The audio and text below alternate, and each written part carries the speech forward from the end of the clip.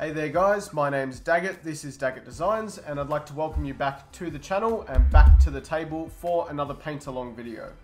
So in today's video we're going to be painting this tiger head or panther head. It can be either depending on how you paint it. I'll probably be painting it as a tiger head today.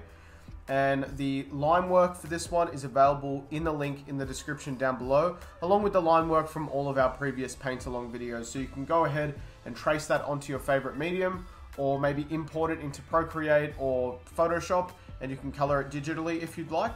But the idea of these videos is that you print these out, transfer them to watercolor paper, and practice coloring your tattoo flash. Of course, you can do this with colored pencils if you'd like, or with Copic markers or Pro brush markers or something like that. In today's video though, I'll be using Liquitex acrylic inks as always.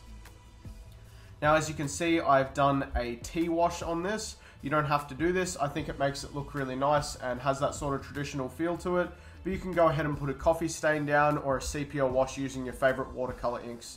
So talking about materials we're using today, we've got the Liquitex acrylic inks, and I've preloaded my palette. So I've got solid carbon black, I've got a drop of carbon black and a drop of phthalo blue, which is diluted with water.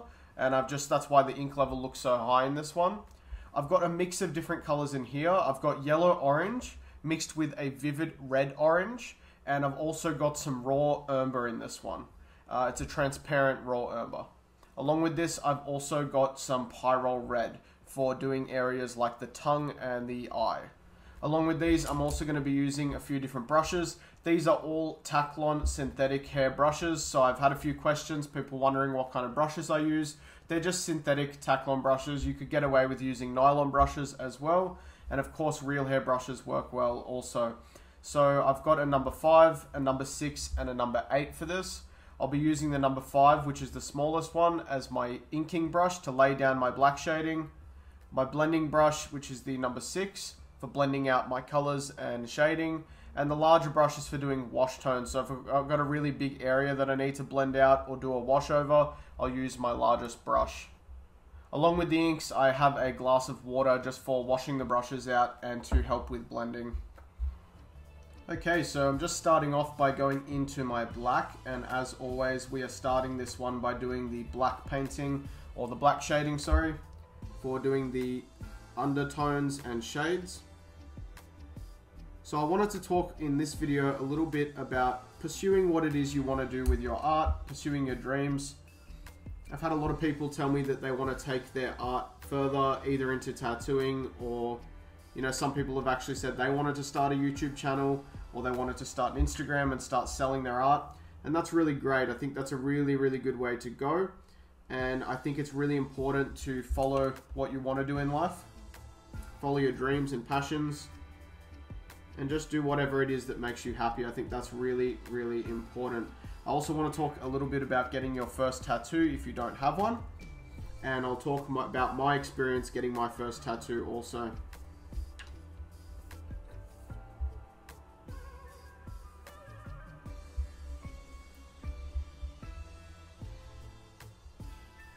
So in terms of getting my first tattoo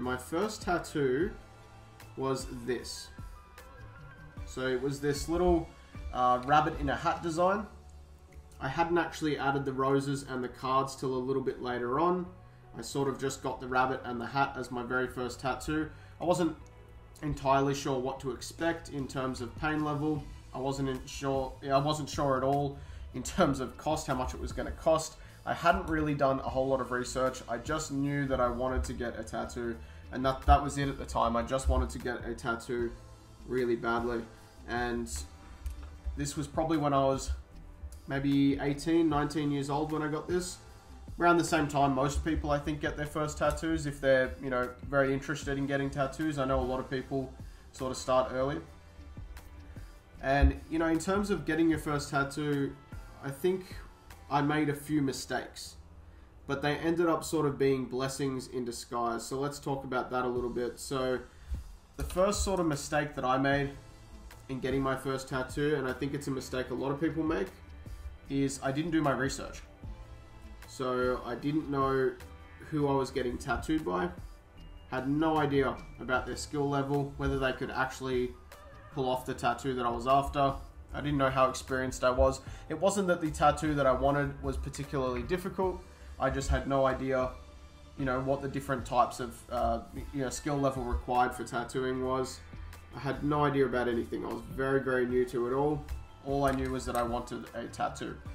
Now, as you can probably tell from the tattoo, this has like a magician sort of theme to it. Well, starting off in my early life, in my childhood and up through my teen years, I was a magician. And I did that for a long time. I had practiced magic and mentalism, and I did a bit of hypnosis and those sort of things. I did that for about, I don't know, 16 years or something. So I did that for quite a long time and really practiced and got quite good at my craft. You know, I was pretty good at what I was doing and decided at that point I wanted to take it full time and travel and perform. And so that's what I did for a number of years. I did that for a few years. I traveled and performed and, you know, did big shows and things like that. And I also had a couple of local sort of comedy club gigs, I should say, which were, you know, really good in actually getting my name out there a little bit, getting more people to know me. And I met a lot of cool people while doing those gigs as well, and, you know, got a lot of opportunities through there. So it certainly, you know, wasn't a waste of time, and I had a great time performing and meeting people and doing all of these great things. So yeah, that's sort of where that tattoo was inspired from. I wanted to, you know, sort of honor what I was doing by getting something closely related to my craft. So that's why I got that rabbit in a hat tattoo. Now, like I said, the first sort of mistake that I made was just not going to, I just went to any artist. You know, I just picked a tattoo shop that I heard was pretty reputable in my area and went to the first tattooist that was available there. And basically, I think I booked in on the day. I'm pretty sure it was a walk-in appointment. And I just said, hey, I want to get this tattoo. Do you guys have time to do it? And they said, yeah, come down to the shop and we'll just book you in with this person. And so I went down and I was pretty nervous. I had a friend with me. But, you know, it was my first tattoo. I was 18, 19 years old, so I was pretty nervous about it. And I ended up getting the tattoo and I was really happy with it. And it turns out the guy that tattooed me, his name's Dosa. He is from South Korea. And he ended up being one of my colleagues for a number of years. And it turns out he was one of the best tattooists I ever met. Like, he was a really, really talented guy. He was an extremely talented artist to start with. Like, this dude's drawing abilities were through the roof. He was like a human photocopier. He could draw just about anything you put in front of him. But along with doing really good realism style stuff, he was also really good at cartooning and sort of drawing cartoon style stuff, anime style stuff. His Japanese stuff was really cool as well. It was a bit different. It wasn't the traditional sort of style. It was more of a realistic, maybe neo-traditional style Japanese, or a new school Japanese maybe.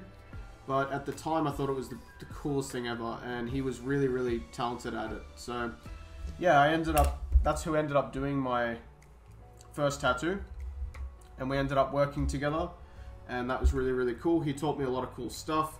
He was pretty quiet by nature, so he wasn't really into talking too much, and initially I was supposed to be set up with him as my mentor for tattooing, but he sort of was very quiet and reserved.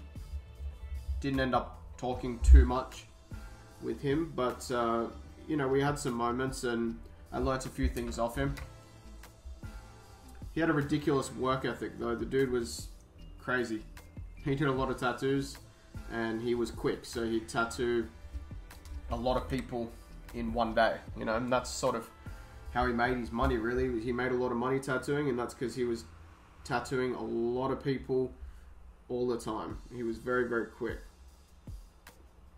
But that's who did my first tattoo. So I think, like, the first point would be, if you want to get your tattoo and you're not sure what to get, or you don't currently go to an artist and it's, you know, your first tattoo, or maybe you've just moved somewhere and you're not sure who to go to, you know, do a bit of research on your artist first. I was sort of lucky. Like I said, mine turned out to be a bit of a blessing in disguise, because I ended up meeting someone who I'd end up working with that ended up being a good friend of mine and was, like I said, exceptionally talented. at what they do. So it ended up helping me a lot in my art journey and within my sort of tattooing journey as well. And he was just a cool guy to be around. But I would certainly recommend doing a bit of research on who you're getting tattooed by before doing so. I think a lot of people will give you this sort of advice as well. It's a pretty common piece of advice, but it's one that not too many people, you know, actually follow. You get so caught up and excited about getting a tattoo that you forget to do your research. You know, you just get tattooed by the first person that you come across that's able to do it for you. And I think it's a pretty important thing to research if you care about your tattoos, if you care about what you're getting, which I think most people do, and, you know, probably should.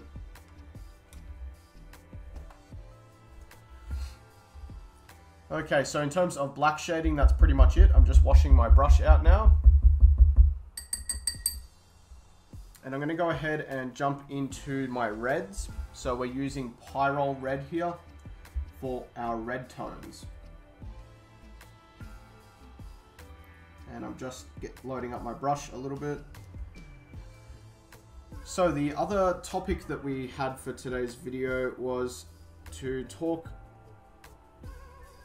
So the other thing I wanted to talk about in today's video, like I said, was, you know, chasing your dreams and doing what it is that makes you happy in life.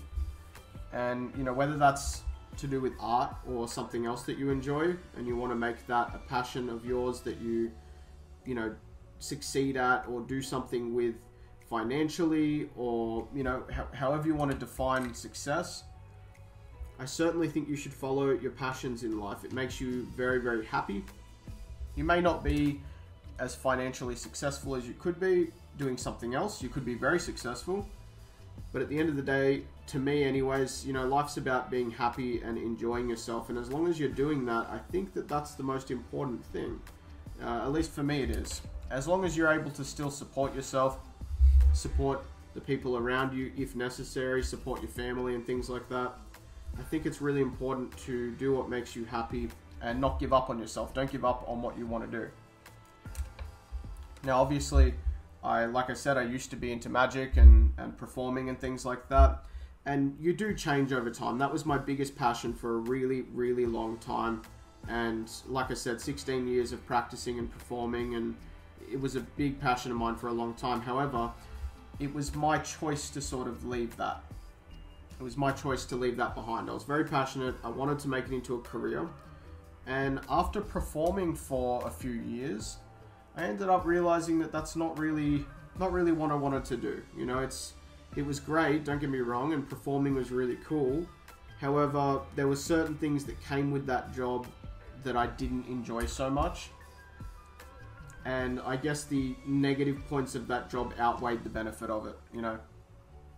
So it ended up not being entirely what I wanted to pursue. And I guess I sort of got sidetracked as well. So I was working part-time with my magic act, touring and doing shows and things like that. And I was working part-time at a cafe at the time. And it was at this time that I decided to start getting tattooed. So that's when I got that first tattoo.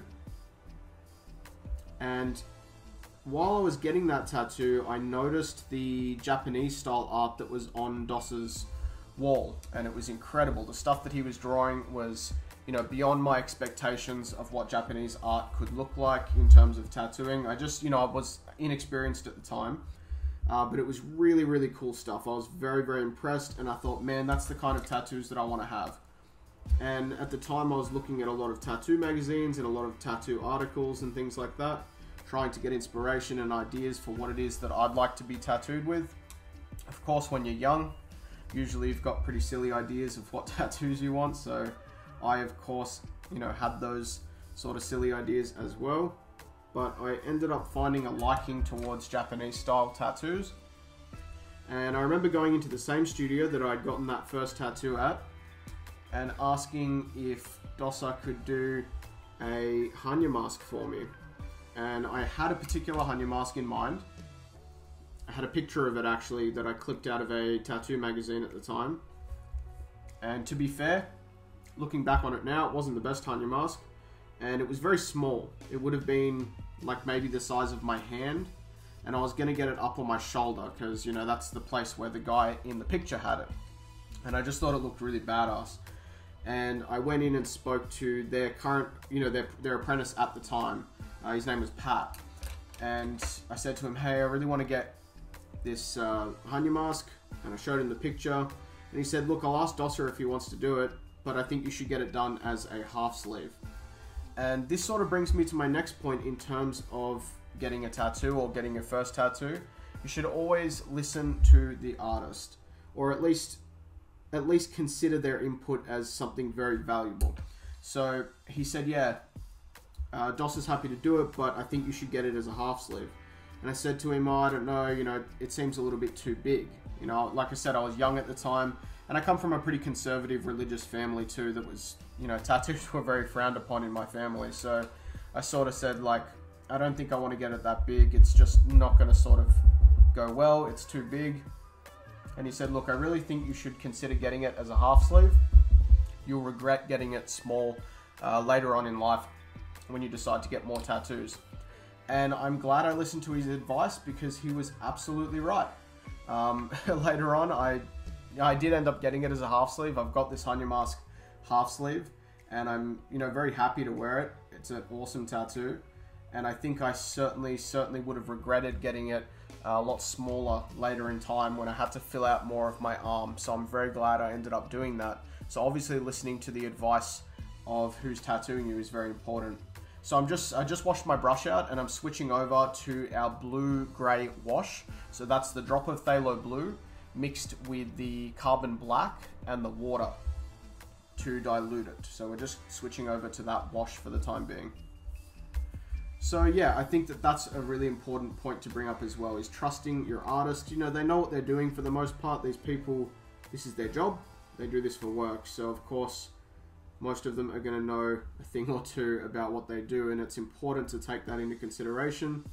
They are trying to help you most of the time to make the right decisions regarding your art. So back to our main topic there. I think it's important to follow the things that you want to do in life. Like I said, I performed and toured, and it ended up being something I didn't want to do later down the track, but in the beginning I was very happy doing it. It was something I wanted to pursue, and I think the other part of achieving success, you know, success is what you make of it. It's what you see as success. Now, for me, success is doing things that make me happy, right? Having things that make me, or doing things that make me happy in life, and being able to support myself while doing these things. And at the time, it made me very happy, so I considered myself quite successful. And, you know, I was doing a lot of shows, I was touring and doing a lot of comedy clubs and venues and meeting a lot of people, so I considered myself successful at what I was doing at that particular time. May not mean success in everybody's eyes, but for me at that particular time, I was very successful.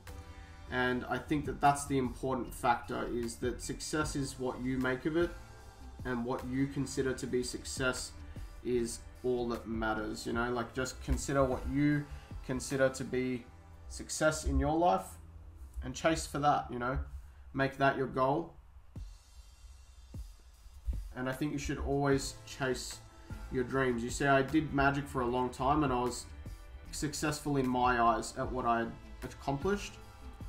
And then that no longer became a goal of mine. So I left that and geared my focus towards art and painting and tattooing and things like that. And I gained a certain level of success within that as well. And I'm obviously still doing that. It's something that I love and enjoy pursuing. And I haven't reached a level of success that I'm satisfied with. So of course I have to keep going until I do reach that level of success. Among this, I also had a few other hobbies and interests that, you know, maybe early in life I wanted to take further, but they're things that I never pursued. I played guitar and harmonica for a number of years. I played a number of instruments, but mostly guitar. And I still own a guitar to this day. I still play it occasionally. I certainly wouldn't say I am very gifted at it. It's something that I'm not very good at, but, you know, I enjoy doing it. It is fun to play the guitar sometimes. I'd like to know if you want to leave a comment in the comments down below. You know, what sort of things do you do as hobbies outside of art? What do you enjoy doing outside of art? And what kind of topics you'd like me to talk about that are related to this. Alright, I'm now just switching over to a different color. We're going into our brown orange sort of color here. So that's the one with the yellow orange, the vivid red orange, and the raw umber. I'm just going into that one now and loading my brush up to do some of our browny orange tones.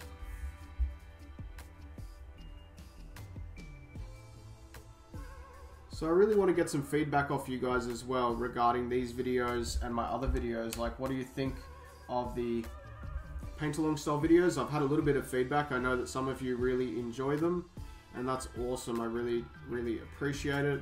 The reason I make these paint along videos, and I've started to do them, is because these are the kind of videos that I enjoy watching, you know, so I figure there's probably other people out there that enjoy watching this kind of content. I like to watch other people paint, and I sort of like to put it on in the background while I do my own paintings. It's kind of like having other people around you while you paint without them physically being there, and it can kind of give you a little bit of extra motivation or support while you pursue your own art goals. So that's sort of why I started to do these paint along videos, because like I said, it's something that I enjoy having on in the background. I don't enjoy having my own videos on in the background. I enjoy having other people's painting videos on in the background while they talk, and you know, a lot of the time I zone out a little bit when I'm painting, so I've never seen it as truly important as to what topic the person's talking about, as long as there's a bit of talking and painting happening.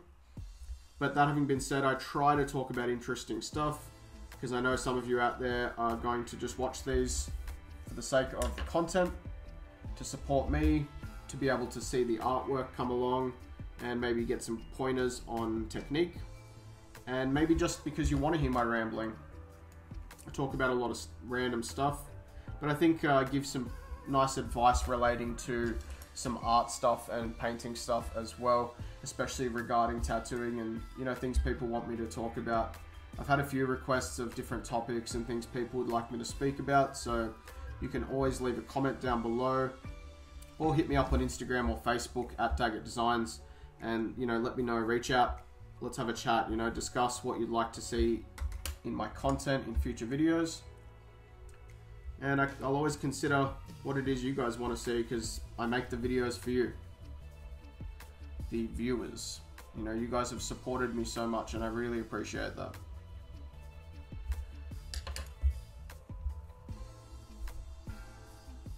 I also would like to get a little bit more sort of feedback on the tutorials, you know, what you guys would like to see in regards to the tutorials. Not just within subject matter. Is there anything I can improve with my tutorials? In terms of format and time, I think that I've sort of got it to a manageable level to where I can continue to put out these tutorials weekly, because I'm filming and editing all these videos weekly. I'm able to get out the length of tutorial that I'm putting out at the moment. I'd like to eventually have an online course, and I probably will start working on an online course for you guys that you'll be able to sort of learn a little bit more in depth, because I'll be able to put a little bit more time into it and make it a little bit longer, which means we can talk about it a little bit more, talk about history stuff a little bit more, just get more in depth for those of you that are more interested. But of course, with my tutorials, they've got to be to a certain sort of time constraint that I can work with. But I'd like to know what you guys, you know, think I could improve on. Is there anything you guys would like to see specifically covered? You know, not just in terms of subject matter either, but in terms of technique, you know, materials, my personal art stuff. Is there anything you guys specifically want to see me cover? And I'll certainly consider doing a video on it in a future video as well. Okay, we're sort of getting near to the end of this. You can see I'm adding in these sort of orangey brown tones. I used to do my tigers in this really vibrant orange tone, and you can certainly do that still, and it depends on the kind of tiger that you're doing and the kind of look that you're going for. But more recently, I'm trying to aim for this sort of brown tone. I just really like that sort of deep brown tone that really smoothly transitions into like a nice orangey, almost burnt earthy sort of color. I really like the way that that looks, so I'm sort of using that for this tiger, and I'll probably use that color combination for a lot of tigers.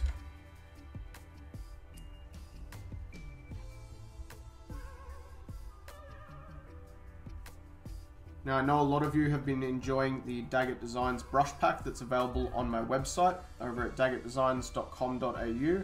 I've had a lot of really good feedback regarding that brush pack, and I just want to let you guys know that I'll be coming out with some new material pretty soon in terms of the brush packs. So there'll be a little bit more digital tools coming out on my website, you know, fairly soon. I'll let you guys know when they come out. In the meantime, if you haven't signed up to my channel as a member, I do actually have channel memberships, so I thought I'd take a moment to let you guys know that if you head over to my channel, just next to the subscribe button, you can sign up as a channel member, and this provides me with a bit of support. If you sign up at the first sort of reward tier, you'll receive class notes. So this means that every video that comes out, there'll be notes that come along with it, and you'll receive those. And of course, you will also receive my personal help if you contact me. Let's be honest, I'll help you regardless. If you contact me and you need to know something, want to know something about art in general, I'm always happy to have a chat. I'm just going over to some yellow orange now, some plain yellow orange, and I'm going to do a couple of the teeth in this color. It's not a very natural way to do it, but I kind of like to do the large canine teeth in a yellow orange. I think it looks really cool. And yeah, like some of the other tiers in the memberships provide you with brushes, new Procreate brushes every month. So if you're into digital art, if that's something you enjoy, you can get some of my original Procreate brushes every month. That's just a little advertisement for me. Okay, we're coming to a finish here. I'm just adding in a little bit of Pyrrole red that I'm going to blend out to the edge of our eye here. Just adding that little line of Pyrrole red, and very gently just blending that forward a little bit.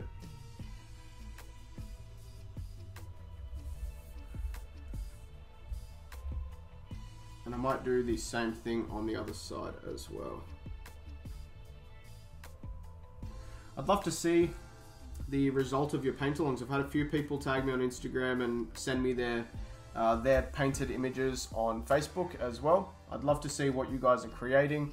So feel free to contact me and show me your paint-alongs. You know, like if you've painted along to one of my videos, or even if you've just used it as inspiration for something that you've painted, you know, contact me and give me a look. I'd love to see what it is that you've done. Alrighty. So it's now time to sign this one off. I'm going to be using some black ink today with my little stamp. And we're going to go ahead and stamp this one off and call it finished. Alright.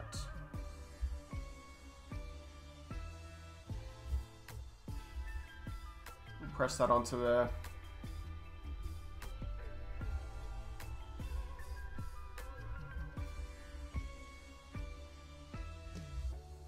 Just like that.